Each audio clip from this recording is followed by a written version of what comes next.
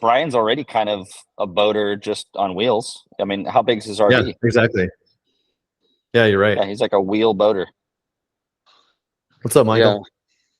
Hey guys. Michael, I love your hat. Where'd you get that hat, Michael? Gorgeous. I got it from a friend of mine who gives me free hats, and supplies me with unlimited supplies of free hats. You have a good I friend. think soon he's going to be giving me like a blue one, a white one, and probably even like a purple one, maybe even turquoise. Who knows? Who knows where it's going to go? Who knows where things are going to go with your hat collection?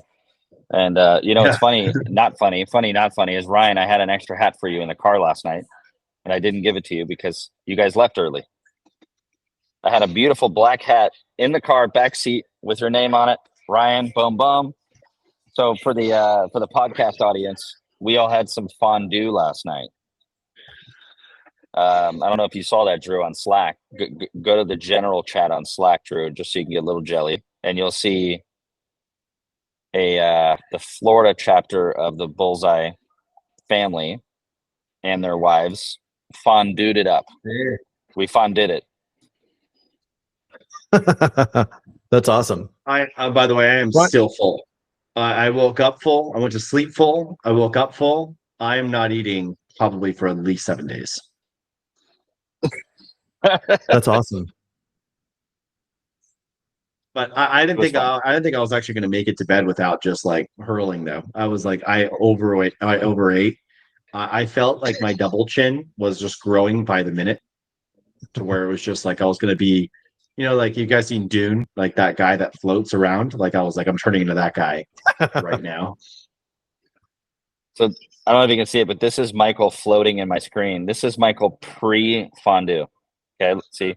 This is him before he overate into the Dune fat guy. Look how great and happy he is.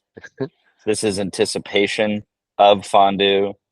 And then look at Michael now. Look at him. Black shirt. Looks like shit. Washed out. You do. You look like washed a out. Harkonnen.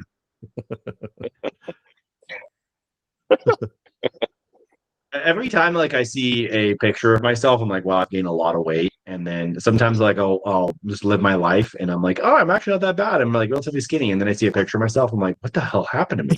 I used to be ripped. And I'm like, now what happened is Ryan had the opposite effect. So Ryan pre-fondue, Ryan and his wife, Ryan actually doesn't look great. He needs nourishment. He's been on the boat in the ocean.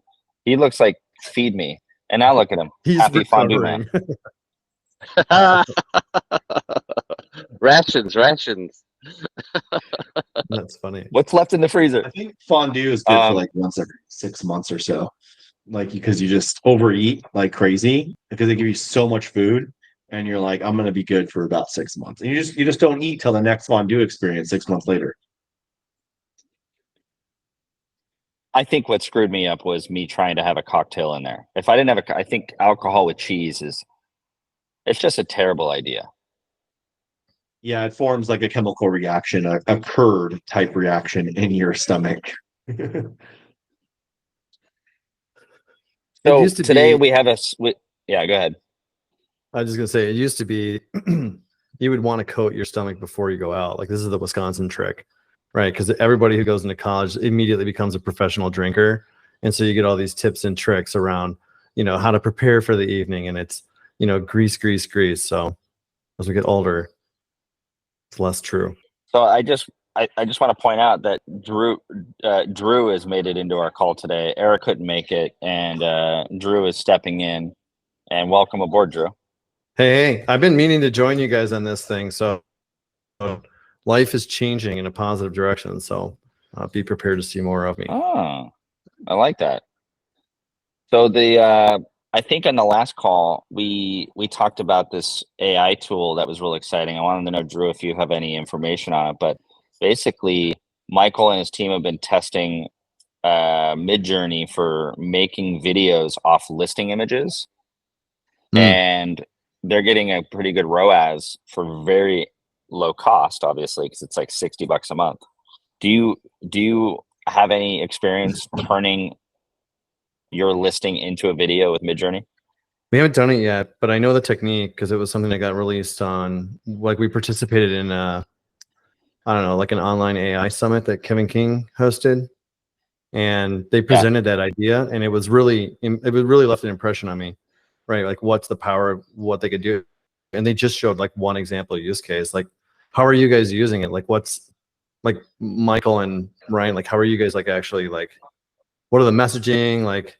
Well, I don't know if Ryan's doing it yet. Oh, sorry, Ryan, are you doing I it yet? misunderstood. You said Eric? No, just No, me. I I'm said the Michael. only one Oh, I I'm so think doing sorry. it. Yeah, I'm just not enough coffee yet. Yeah. Okay, so here's the information. So I did some training on it. I watched actually just some YouTube videos. I think Mike McClary released one, and I watched that and how he did it. And then I gave the training to my team, and I was like, guys, we need to start doing this. So literally they absorbed it, and then the next day they're like, okay, here it is. And then I gave them all the tools. We bought all the programs to use, like the AI tools. And luckily, I actually have one of my team members is an ex-video editor, so he actually knows how to edit videos really professionally already. So then, so I got kind of lucky with that. And then they started cranking out like 5 or 6 videos a day. And Nice. background, they wrote scripts and just started cranking these things out. So then I just made a whole system of, okay, let's crank out the video, goes to approval. I'll disapprove it if the copy sucks or whatever, and then they'll keep editing it with those disapproval points being corrected. And then so then we had a whole flow line in Slack of just making those videos. So then we started testing them. 4.2 ROAS, amazing performance, instantly scaled, spending $130 in the first 2 days to $800 in sales or $600 in sales, and a lot of them like right away. And then one account that I work with, we got a bunch of professionally shot, well done, well lit videographer videos sent to us because we started using the AI videos, and then they're like, oh wait, well, let's try these instead. Performed at a 1.7 ROAS versus on the same keywords and same campaign versus the AI videos. Like, there was not one of those professionally shot videos that performed the same as the AI videos. So then we tested the same theory and used a bunch of other professionally shot videos on different products in different ways and cutting them different ways. No performance. They sucked, basically. And then, so we just went back and did the AI videos, instant performance again. We're like, okay, what's going on here? Like, why are these cheap? They're catchy and they're cool, but they're visually enticing. They kind of draws you in a little bit in the first, because you control the first few seconds and cut. But yeah, instant performance, and they take minutes to create. Like, not minutes. You have to render the whole thing out, but it's half an hour or something to make an AI video. Yeah. And basically next to free, pennies to make it. So yeah, interesting. Why do you think it is? Why do you think the conversion rate's happening, Michael? Like, what's your what's your intuition? Because like, without seeing these, but only seeing the demo that I saw on like that AI summit that I was telling you about, the only thought that comes to mind is that because they look so different, they're kind of like, they're more like, because most people are following sort of more of a standard format by using a human videographer to put all the ad together. But the ones that come out of Mid-Journey just kind of have a unique look and feel and kind of like attitude around them, that those are drawing people in. Like, what do you think? Well, I think video advertising is closer to interruption marketing. So like, if you're doing videos on Amazon, it's technically you're interrupting or disrupting the search with the video. So and if you're not going to disrupt the search by doing something very standard, like with a videographer and doing what everybody's been doing for 30 years, 50 years, it's just the same commercial grade shit that you see. Customers got used to it. Advertising back in the 50s was, everything was new. Like, you can make promo and it's never been done before that, and they come up with new creative ideas. And of course, as Madison Avenue was building up, and then of course all the consumer base just got used to seeing those ads, and so they create a new type of ad, and then you continuously do that. And that's what advertising still is. And so even on like social media, when you're doing interruption type marketing, you have to be crazy. Like, you have to do something very interruptive and disruptive. And I think Amazon's going in that same direction as social media, where if you're going to do a video ad, you can't just do a videographer video ad. You have to interrupt the search. Yeah. And you have to, so the first 3 seconds of your video ad need to interrupt. And that's what it needs to be designed to do. And you can do that with AI. You can interrupt. And it's The thing that videographer, really like how you going blows to do my that? mind The too is that, creativeness you have to have with a videographer is insane. Yeah, right. That's interesting. Like some what I think is interesting about it is because now what you're saying is that like this workflow, right? This process that speed to develop a video now enables you to create 3, 4, 5 variations, and you could create wildly different ones. And if you think about like where the video is placed, like you're talking about the SERP results, right? Not the listing video. Yeah, the search results, Yeah. actual video ads, sponsored brand video ads. So the reason I call that out is like that's a very unique video type, because at this point the shopper has typed in what their interest is, like whatever their intent, their shopping intent is via search term, and then they're left. If you didn't have videos, they're left with just static images. Just like a whole bunch of single images that say this. Look at this face mask, look at this snorkel mask, look at this retinol cream, whatever it is. But with that video, you have the chance to communicate a lot more information in that very short period of time. And if, to your point, like you can do it in a very interruptive way, and you're still going to be sharing messages, like this is the best product, it's all natural, whatever the thing is that you're doing. Now you have the opportunity to just, kind of share more information and still catch more attention. And to your point, like get a ROAS of almost 4, which is insane. Yeah, that's awesome. Exactly. And that's definitely it's what's happening. I think what's a big problem with many sellers is trying to scale a company with, actual advertising.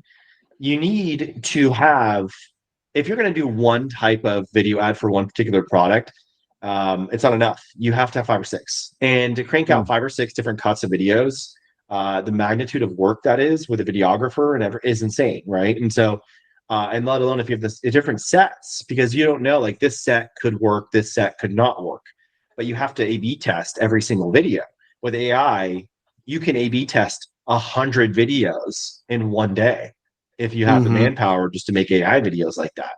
So, and that makes it so if competition isn't doing that and you are, and you can split test 100 videos for one product, or you don't need 100, but let's say 10. And you could do that. And if you have 10 products, you could literally crank out 100 videos within a week. And just by using those strategies, I guarantee competition isn't doing that. Yeah, right. Yeah. And then it's like, okay, you master this skill set, or you work with somebody who's mastering it, your ability to be able to then use it for other use cases. Because like for me to hear like, well, I can produce not 5, but not 20, maybe 50 videos. Like now you're thinking like, now I'm thinking like TikTok, right? Or Instagram and like these other channels to be able to like bulk produce all these different ideas and stuff. Yeah. Oh, exactly.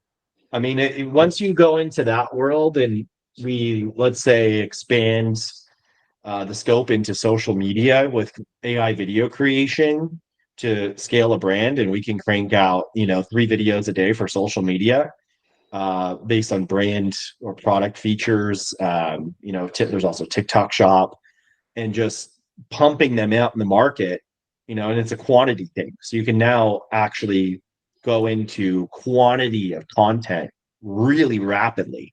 And then it cuts the time out of a business growing, because business growing, you think about all these things that go into it, all the content you have to create, and all the people that you have, all the resources and connections you have to have for videographers and photographers. But AI makes all of that one day, Yeah, right. And not requiring any funding to do that either, because not to mention videographers are freaking expensive. Yeah, good point. This is better, faster, cheaper. Like it's like the trifecta. Better, faster, Ryan, cheaper. I think you could use this. I think you could use this at a really good scale for your Meta clients. This is an opportunity for you to now be a video creation department for extremely cheap. I'm talking $60 a month, plus the cost to have one of your assistants running it for how many of your Meta clients that are constantly always looking to change up their videos. Yeah, massive. It's worth a test. It's worth a test. Yeah. I think you should go deep down this rabbit hole if you need Michael to help you, because Meta relies utterly on video. There's nothing else. That's it. It's all video. That's all it is. It's all it is. I mean, stills too, but really what's going to grab your attention is, just like Michael said, first 2-3 seconds of a video, and then you're watching, and then you're like, what is this? What about where it's not a fit? Do you guys have any? And I mean, I know it's early for you both, or for you, Michael. Like any insights on where you're like, well, we think like these markets would really struggle with it. Like adult, for instance, you can't do it with adult. Oh, I can make some crazy videos. You're like, I can make very attention grabbing videos. Yeah, I'll make you a girlfriend with AI.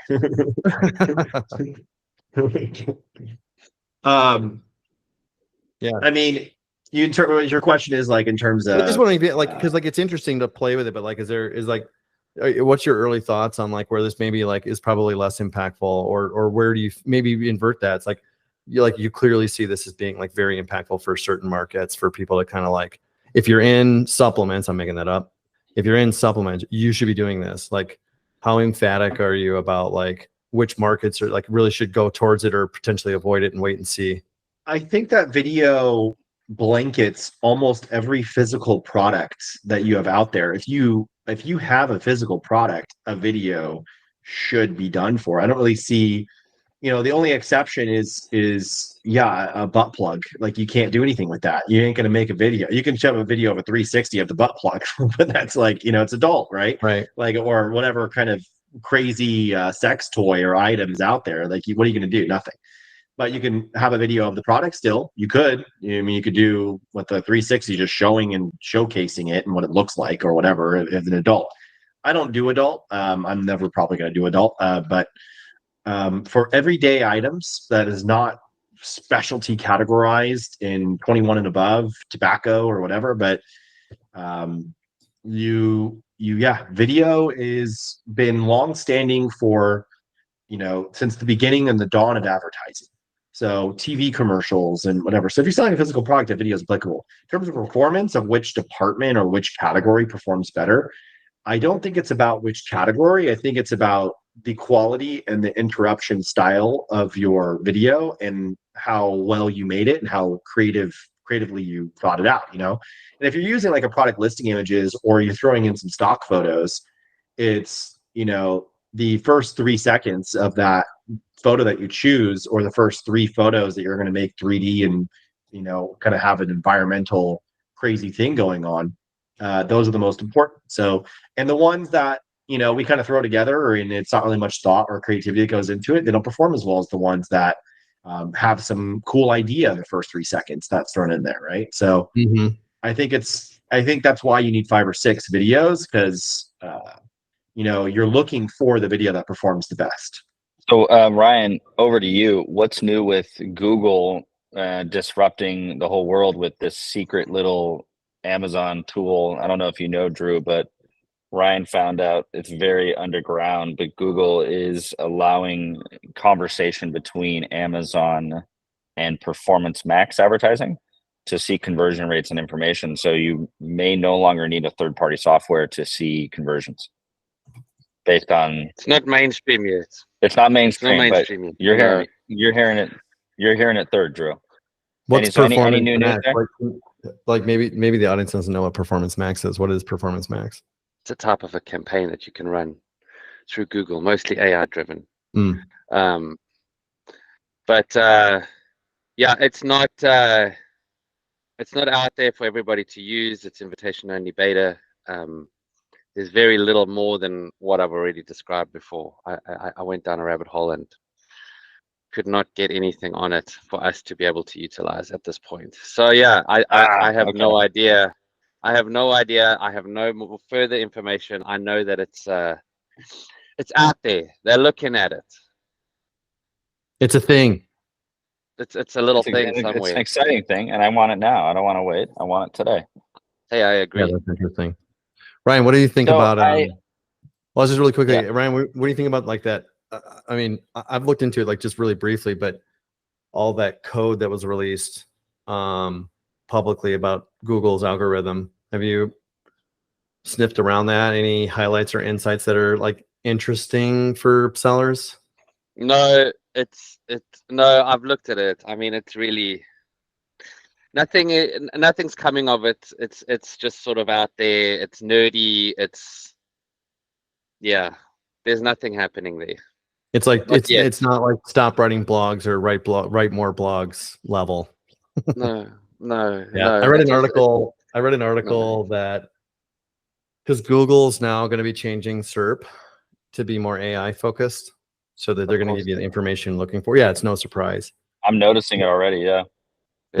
Right. Me too. Like depending on like what you're asking, you're getting sort of like one of two kind of presentations. I'm sure they've got like 20 variations. I just don't know the difference, or I'm not paying attention to that detail.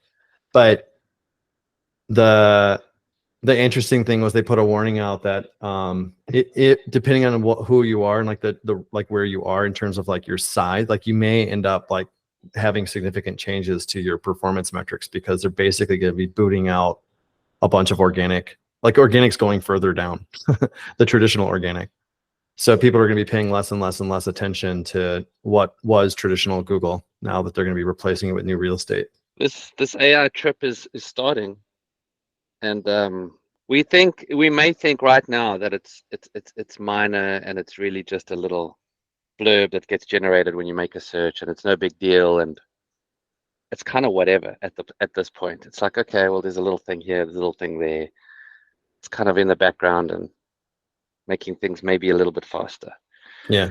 But I can tell you now how AI works is it's compounding every split second. So what it's showing you and what it's doing now and its capability, it's learning. That's the whole point of AI, is that it can learn. And it is learning more and more and more, quicker and quicker and quicker. And that bell curve on the change and interruption in our lives is going to hit us in the space of 30 days at one point. Yeah. We're going to go from, there was this little auto-generated thing that happened at the end of January, and it's now the end of February, and my whole world has changed. Yeah. It's going to be that quick. When this happens, it's going to be that quick. It makes me think of the like the Apple announcement with the release of the new OS that will happen in September, October, where they're integrating OpenAI's tech on the Apple platform. And that's going to be, to your point, that's an instantaneous event when it releases. Millions and millions of people who are never really introduced to interacting with a hyper intelligent generative AI bot or agent, they're now going to get that with Siri. So I think the expectations are going to change in terms of like, what's this experience mean for me? How does it kind of fit into my lifestyle? How can I utilize this? And even though it's going to be maybe like on a personal side or a business side in terms of like through Apple, I think it helps create this change of mindset and understanding around like, what is this thing and how will it affect my life? And to your point, like Ryan, I think there's going to be these like milestone events that happen with like an Apple release, and then Google changes their search results, and then all of a sudden your home entertainment system is all populated with all this stuff, and it's like, holy shit, how could I get by without this? How was I ever going to do? How would I ever order toilet paper before? I don't know. I had to do it on my phone. Ever wipe my butt before AI? Like how? You joke. You joke. After all of that, I really think this. I really do think this. Yeah. The next step after that is you're going to have fucking Terminators. The Terminator's going to come, and that's where Skynet takes over, and then we're done. Our internal project Slack channel is called Project Skynet. That's where we talk about everything related to AI. We literally call it Skynet. I mean, I wonder. It's definitely happening in that where things are going in that direction to where an AI can eventually run your business better than a CEO can. Like, and especially digital businesses, theoretically with all the, things that are happening. If I were to literally go and program or give prompts in AI to, do certain things to like integrate with Slack, for example, to run my team. And based on my experience or based on my knowledge, like what needs to happen, and then inspecting, things that are being done versus what needs to be done. We're not far off from that kind of thing happening on a digital business or e-commerce even, and like knowing what needs to be done or what changes. As long as you have API hookups, and the AI will know what to do. And you could just basically, but the only thing is you have to program and teach the AI what to look for based on human experience with the human eye. But we're not far off. Like it's it's coming. Like that, an AI running a business is, probably just around the corner. Well, we're still working with picks and shovels right now with these tool sets, right? The tools that are out there today are so basic to what they will be in 2, 3, 4, 5 years from now. And, and then once we get kind of solution focused around that, you're going to have some pretty advanced tooling that is really going to like change the game here. I think it's interesting for us. Like we integrate AI in a lot of our workflows to accelerate the analysis, like the fingers on the keyboard, the data entry kind of like things, and then boost it with analysis. But it's always still human on the front end, human on the back end of anything that we're doing. And then the other thing that we've been toying around with to like take this further is how can we use tools like Make, like Zapier's competitor Make, or formerly called Integromat. I hate their name, by the way. Make is so ambiguous as a tool name, but we've been using that and experimenting with that on like how do we integrate Chat GPT so that we can create like custom functionality so that you can more easily integrate it into workflows to get more out of teams. But it's hard, and I don't even know, like the big question is like you invest in some of this stuff and then it changes and you're like, shit, cool, but more work. And the whole point was less work. Yeah. Well, I think go ahead. Here's a scenario I just want to throw out there. So let's just assume that we're going down this path and people are starting to use AI and these very smartly created programs to run our businesses, to optimize our ad spend, to make our marketing decisions, budgeting decisions. Okay, let's just assume this all just plays out the way we're seeing it potentially happen. So what is the ultimate outcome there? Because if everybody is being optimized to the hilt, all competitors are bidding supposedly the most efficiently against each other in these auctions on Amazon, on Google, on these big platforms, who ultimately is going to be winning in all of this? Because I'm seeing on my side a gap for Apple to bid at 157, but my competitor for Apple's seeing, okay, I'm bidding 157, I want to do 158. Ultimately, when this all plays out in this utopian world where everything is just completely calculated and bidding against each other in a split second of a time, and let's just assume that because the driver is Google, Facebook, all of these, Amazon, all of these big companies, all this money to put in this this infrastructure, who's going to be the one benefiting? Who's going to be making all the money? Because if I'm bidding 157 and you're bidding 158, and then the next guy's bidding 159, all in a matter of seconds for the same consumers who are automatically getting shopped for because they've got shopping lists now that make it so easy when their fridge runs out of milk and their replacement is being put in a new place. Now it's ordering, and there's hundreds of thousands of millions of people doing this. Like, who's going to win here?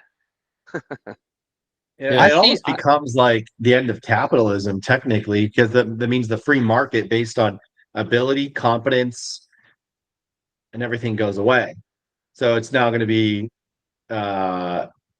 shopping where it's just going to recommend things or present things in a way based on your performance, not based on the creativity of the person, but everything's equal. And it becomes where everything's equal becomes basically communism or fascism. It's seeming to me like it's a little bit of a communistic play if it's not managed correctly. So when ChatGPT first came out, I was petrified. I was like, this is the end of this agency, right? Sellers can get behind the wheel and they can drive this thing and they don't need us, or what they will need from me will be so small, it won't be worth my time and effort to go after it. The market's not big enough because it's all DIY now. This is like November of 22, January of 23, right when ChatGPT did its big first release. And then I started unpacking what's involved in these LLMs, like for a while. And I quickly realized that this concept of hallucinations and, ChatGPT is always producing an answer and it always sounds super valid. It becomes really tricky and difficult to use it. Just on the face of it, you have to like actually dissect it and understand it in order to figure out like really how it fits within whatever you're doing. Mine's a business context, so a business workflow. And once you understand that, then you can make sure that you're getting credible results, or the use cases become much more limited, because if you're going to use it for like writing letters, fine. But if you're going to use it to actually make a decision for you, oof, I don't know. Like that becomes a lot more risky, depending on It's not what there the yet. decision is going to be. The other piece to me that I thought, speaking of decisions, Drew, can I segue real quick? Yeah, go Speaking for of it. decisions, ChatGPT and I this morning having a conversation about what should I start? What kind of brand should I start? I told ChatGPT I want to start an Amazon FBA business and need a great product idea that'll have high margins, be consumable, and have very high demand.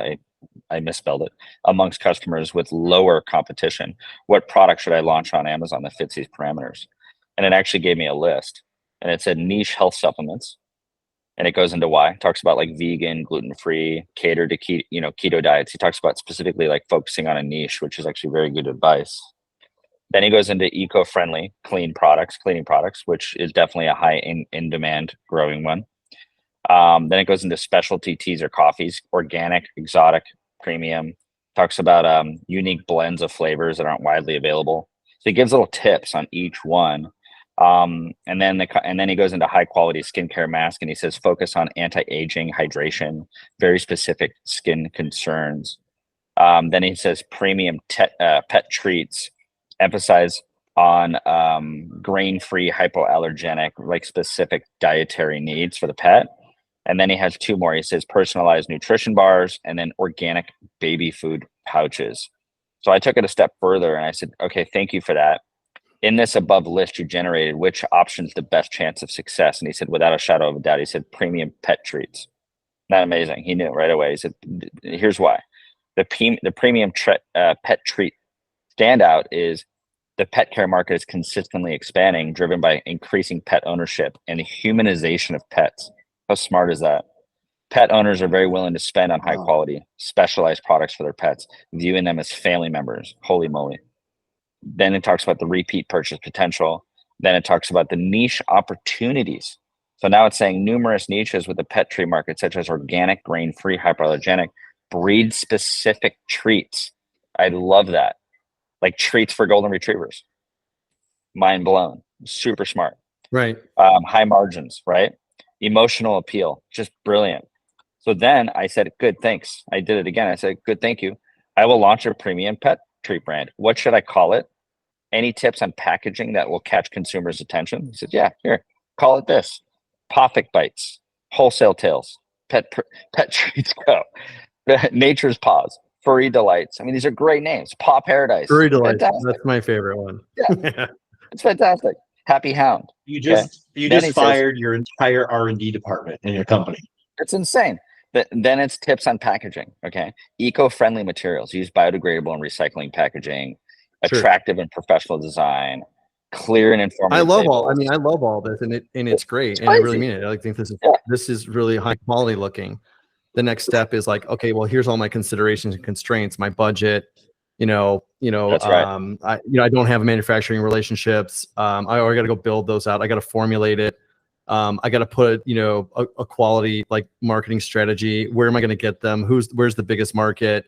You can do this as your business owner, right? As a DIY. Yeah. That's awesome. I would be very surprised for like larger brands that like you have the time to do this. You need someone to manage this process.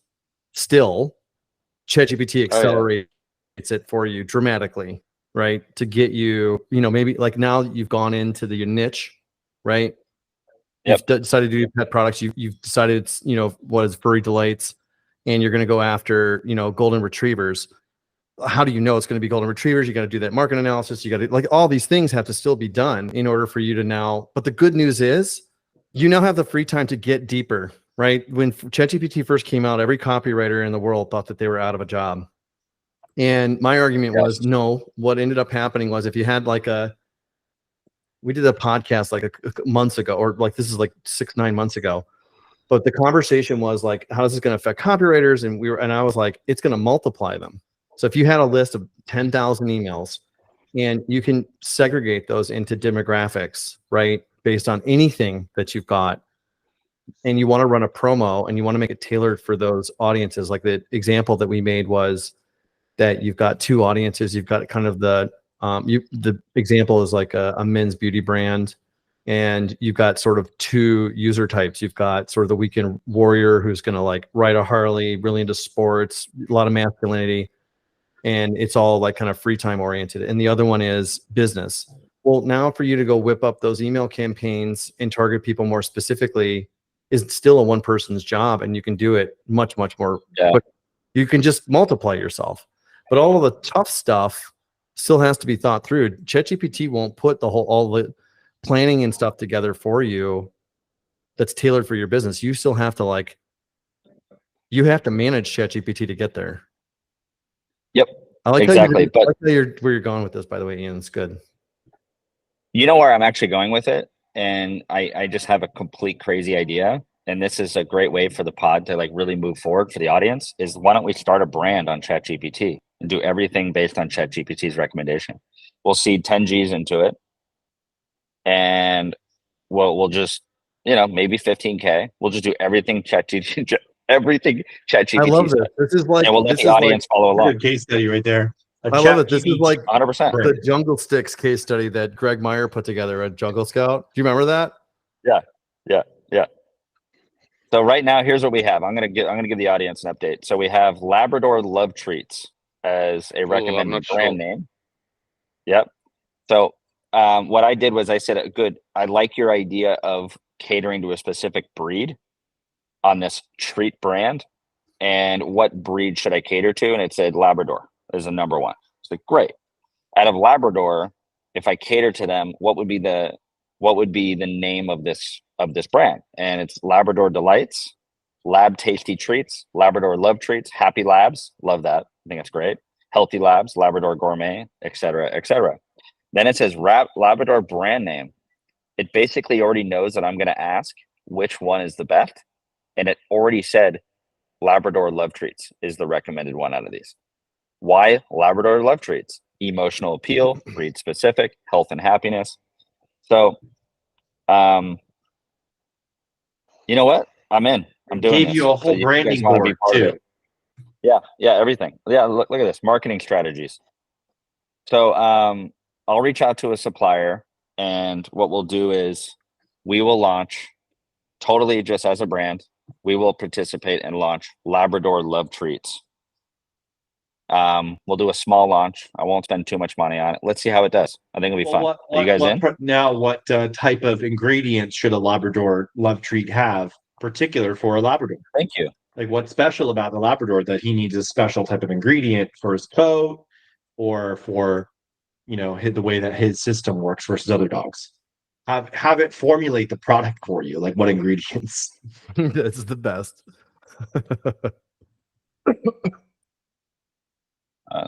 Okay, let's just start 3. Okay, so the ingredients it says to sell well are going to be natural and organic, non-GMO, single protein sources. So it's going to be a chicken, beef, a lamb, or a salmon, and limited ingredients. So it can't have a lot of ingredients. It can't have anything people can't recognize, recognizable ingredients. Then it says healthy ingredients for labs, high quality protein, chicken, salmon, lab, joint support, digestive health, skin and coat. So we got pumpkin, flaxseed, probiotics, blueberries, dental health, parsley, cranberries. I'm basically just going to give this list to the manufacturer. But not wood chips. No wood chips. It doesn't bring up funny. wood chips. The reason I say that is like all those ingredients look like things that I would have in my diet, right? Maybe not literally, but 100%. This is the humanization Spinach. that I was referring to way at the beginning in the discussion, like as a trend. Wow. Yeah, Okay. it's great. I love this. Yeah.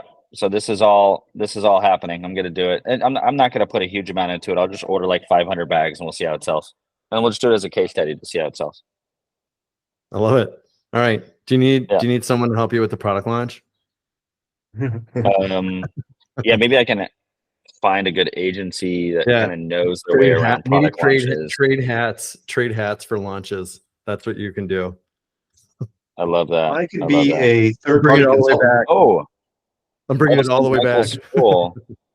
So, yeah, this was I have one more little thing to say is that the other day I talked to a client of Celico that's launching a liver detox, and he's got 14 reviews and he's crushing it. His BSR was like 11,000 on health and household. And he's in day like 10. I'm talking really good launch. To have 14 reviews and sell 50, 60 units a day is a great indicator of future success for this product. So I went and looked at the product and I was like, why? Why is this like, why is this? I'm not going to show it because I'm going to keep this confidentiality, but like, why is this product doing so well? And the one thing I can tell you is he put wall to wall words. Okay. He has a supplement container, normal capsule, 90 cap, and then he has a box right next to it. Okay. Between the supplement container and the box, there is not a square millimeter where there isn't words. The cap has words. The top of the cap has words. The bottom has words. It's word, word, word, word, but it's so word heavy that it's almost tacky and ridiculous. And he's crushing it. And it kind of rewired my brain because I've been thinking minimalist, this is where we're going, for Amazon, trendy, Gen Z. And all of a sudden this guy comes in and goes, nope, I'm going to do a bunch of words. And he kills it. What do you guys think about that? I've tested this theory and he's right.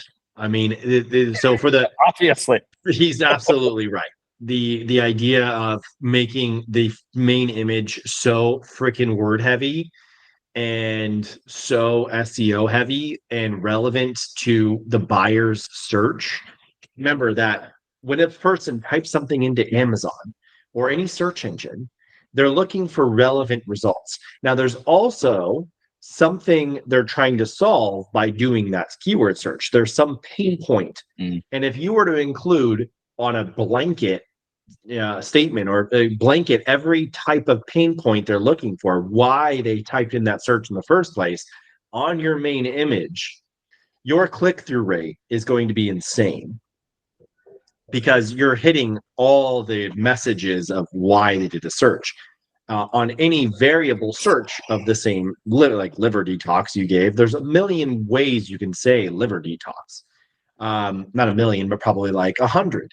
And then hitting on all the reasons why you're doing a liver detox on the front thing, and then on the front on the packaging, you're going to have an insane click-through rate, which means you're going to have an insane number of sessions and traffic on your listing and a product launch, which in turn means if your conversion rate is even halfway decent, even at 10%, you're going to have a truckload of sales, and that's it.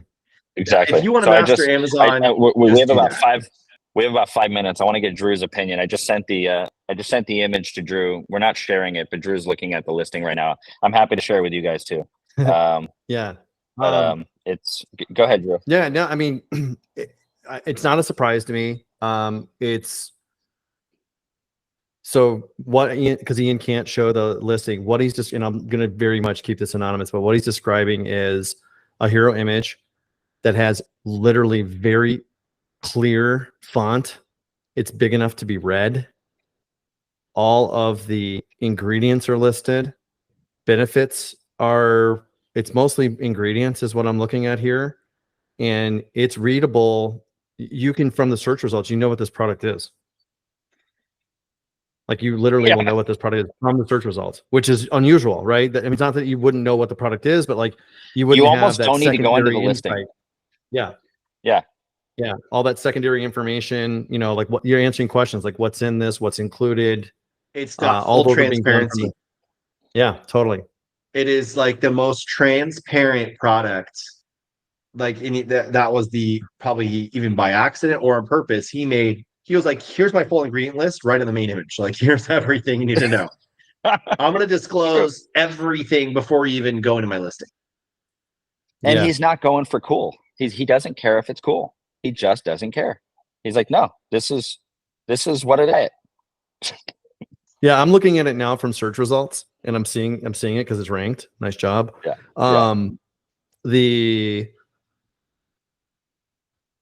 Like it definitely gets your that header is on the box is the part to me that really that's the start of like where your attention gets drawn in. And you're like, okay.